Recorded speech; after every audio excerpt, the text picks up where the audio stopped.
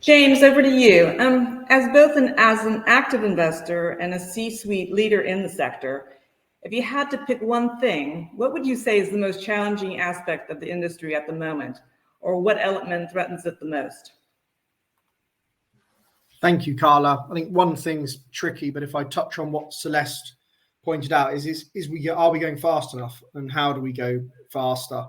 The valuation point that Jeff was touching on is a big challenge to us. You've come off the back of 2, 3, 4 years of what are now seeming inflated valuations in early stage tech investing, and you're now in a sector in Cleantech that's getting attractive valuations, and there's a lot of founders out there who are still clinging to those attractive valuations, and that means that a lot of businesses in the current macro environment aren't getting funded fast enough, and they're good businesses and they've got good business plans, but there's still a sense of inflated valuation from those founders, and people are sitting on their dry powder and waiting. And what we see a lot of is very good entrepreneurs not going fast enough because they're not getting the funding, and that's a big challenge for the industry as we go into 2023, and we see volumes are off, valuations are off, and where we land is going to be interesting. But it's a big challenge, and we're no different to a lot of other investors on sitting on dry powder and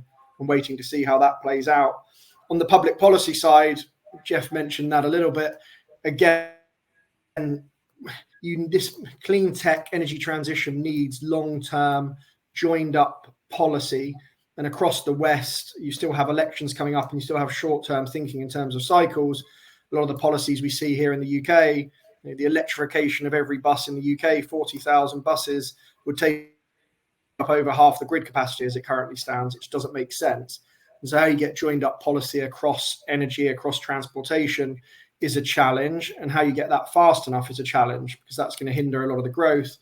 As we all know in this space, time is of the essence. There's good businesses, there's good ideas, there are good plans out there, but they need to go faster.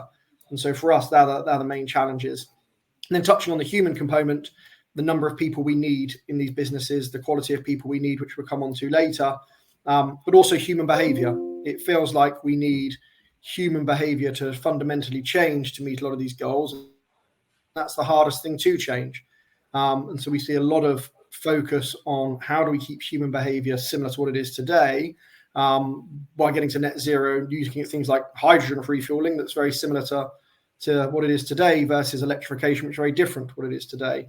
So that's sort of the main three challenges: people, policy, valuations that we face at the moment.